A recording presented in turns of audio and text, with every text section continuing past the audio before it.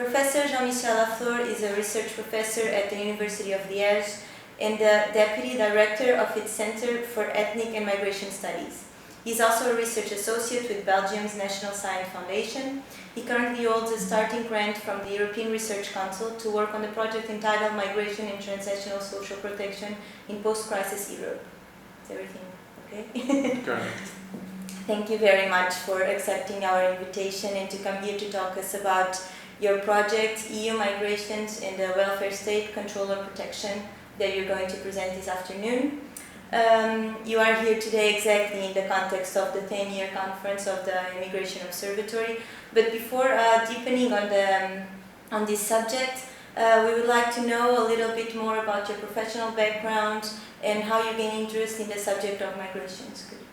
Could you tell us a little more about it? Absolutely.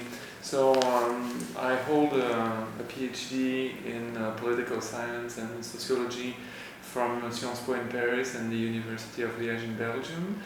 And my research interest was related to the topic of migration, concerns particularly issues of citizenship and political participation. So my early research project really focused on the ability of immigrants to continue being politically active or politically impactful on their home country.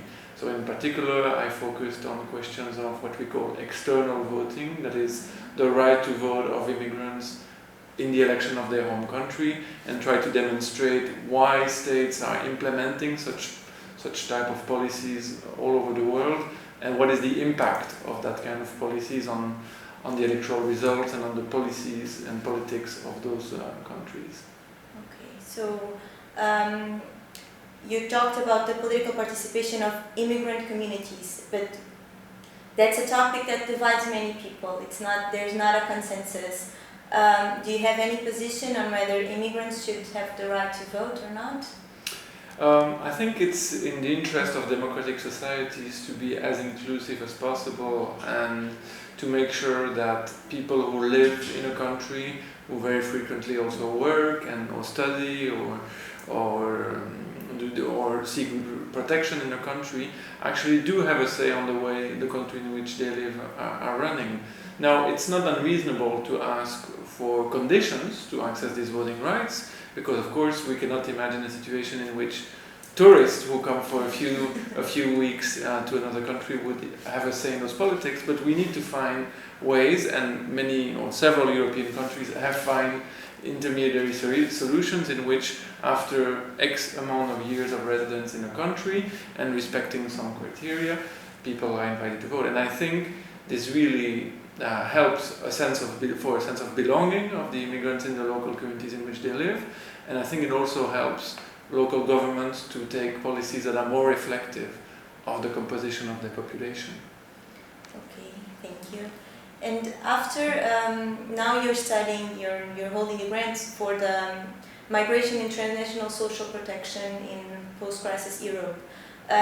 This is a topic that came after your PhD, not during, because during you were studying the political context of immigrants. Indeed, so during my PhD and my postdoc I really focused on these questions of political participation, but in recent years I've decided to reshuffle a little bit the direction of my work and to do something different. I was particularly struck around the time of what some have called the asylum crisis by the controversies in different parts of Europe about access of immigrants to welfare, access to health, access to different kind of benefits, and it really triggered my interest as to really try to understand better what are these conditions of access and what are the countries that we can consider maybe better examples than others when it comes to include immigrants in their welfare systems.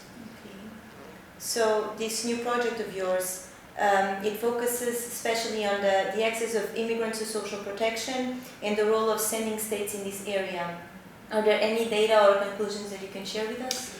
Yes, absolutely. So the idea of the project is that when we talk about migration and social protection, very often we tend to present immigrants as a burden, as a cost for the welfare state in which they reside. Of course, there are different studies, including studies from the European Commission and the OECD, that have already questioned this assumption for many years, showing discussing in other ways the fiscal impact of migration.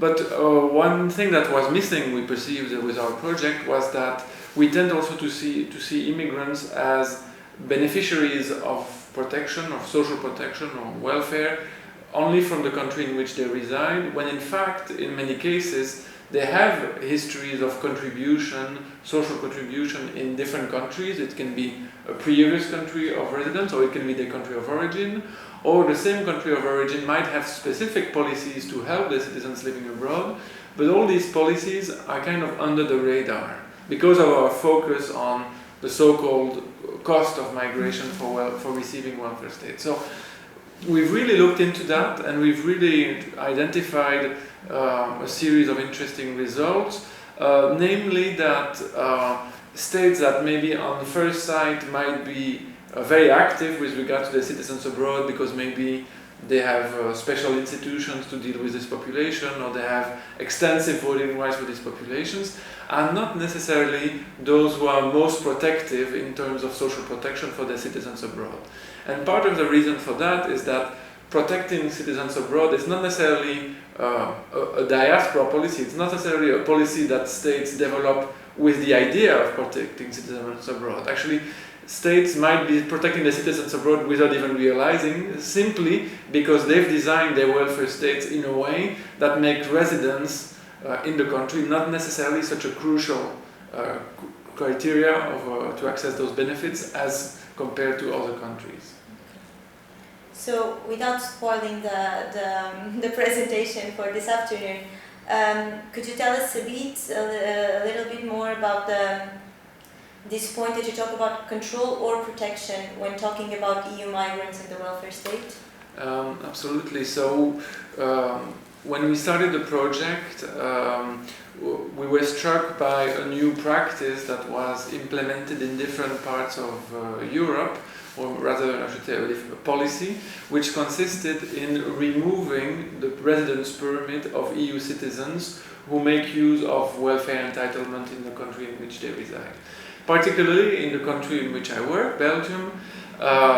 Belgium, since 2011, has implemented a very strict policy by which people who receive the integration income and are EU citizens who live in Belgium for less than 5 years run a serious risk of losing their right to live in Belgium. So, over several years, Belgium has issued thousands of removal of residence permit, mostly to citizens of Central and Eastern Europe, such as Romania or Slovakia, but also to citizens from Southern Europe, such as Italy or Portugal, who are also concerned with this Belgian policy. And so, what we are trying to show, partly also in this research, and what I'll talk about this afternoon, is that there is a trend among particular Northwestern European member states to use social protection policies as a way to select the type of EU citizens they accept to have in their country. Of course, in a space like the EU, where there is freedom of movement, restrictions to movement of population are very difficult to implement because we have made a political decision to allow this circulation. But as migration becomes an increasingly controversial topic, we see that different EU governments, different EU member states governments are using welfare policies to actually select kind of higher skilled or more useful type of EU migrants for their labor market and try to exclude those who at some point of their migratory career might need the help of the welfare system of their country of residence. In 2016, you published a book on South-North migration in times of crisis. What led you to focus on this topic? Well, around the early 2010s, when the crisis really got worse in different parts of Europe, including in Southern Europe, we started to see new movements of population within the EU. Again, in my home country, in Belgium, we saw that migration flows from Greece to Belgium or from Italy doubled, or in some years even tripled, which really indicated an intensification of flow from Southern Europe. And Portuguese migrants were also concerned by these movements to Belgium. Of course, Belgium has a long history of migration from Southern Europeans and Portuguese in particular, but we thought that this migration was slowing down. And with the economic crisis, we saw that these flows were increasing again, and that really triggered our interest as to, well, first of all, what were driving them. Of course, we had the intuition that the economic crisis was a strong push factor, but we were also wondering how the social economic integration in Belgium was going to occur in a completely different context than the post-war context in which most of the Italian migration had occurred in Belgium, for example. So we're really curious to know as to whether Italian immigrants who were in Belgium for many years would help the newcomers to integrate and to find jobs, etc. And we were also curious to know as to whether the Belgian population, which today has an image of a relatively positive image of Southern European immigration, would still have that positive image as more people were coming from Southern European countries in a time when Belgium as well was going through an economic crisis. So that's really the driver of this research project. And one of the study countries of your book is Portugal. Portugal has a slightly different migratory context from the other Southern European countries. Were there any facts about Portugal immigration or the Portuguese immigration that surprised you? Well, I guess one of the lessons I've learned working with Portuguese colleagues on this project was also this idea that even though there are periods of stronger and weaker movement in the immigration history in Portugal, it has never really stopped being an emigration country. Of course, it has for several decades also become an immigration country, but people have not completely stopped leaving the country. And I think that makes it quite an interesting and maybe not unique, but certainly a special case within Europe of a country that has become at the same time a very attractive place for non-European migrants, but also for some type of EU migrants, such as retirees, who are very interested in coming to Portugal, and at the same time is also attracting certain types of non-EU migrants, as I said earlier. Still focusing on your book, you talk about the fact that the principle of free movement by which the European Union is bound does not apply equally to all European citizens. Could you elaborate on it a little further? Because one of the cases that you point out is the United Kingdom, which in times of crisis was the biggest destination for Portuguese immigration. Mm-hmm. Well, so the argument that we are trying to develop in the book is that because of the evolution of welfare policies in different northwestern member states of the EU, there are certain EU free movers who can move more easily than others.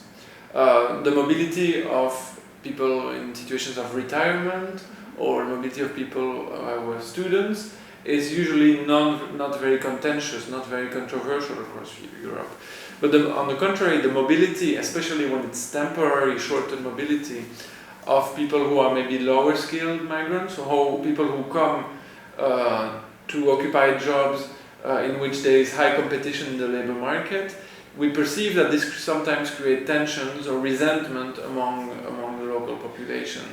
And therefore, we've seen that in certain situations, states have adjusted to this and have made it harder for certain types of migrants that they consider undesirable to come and settle in their country.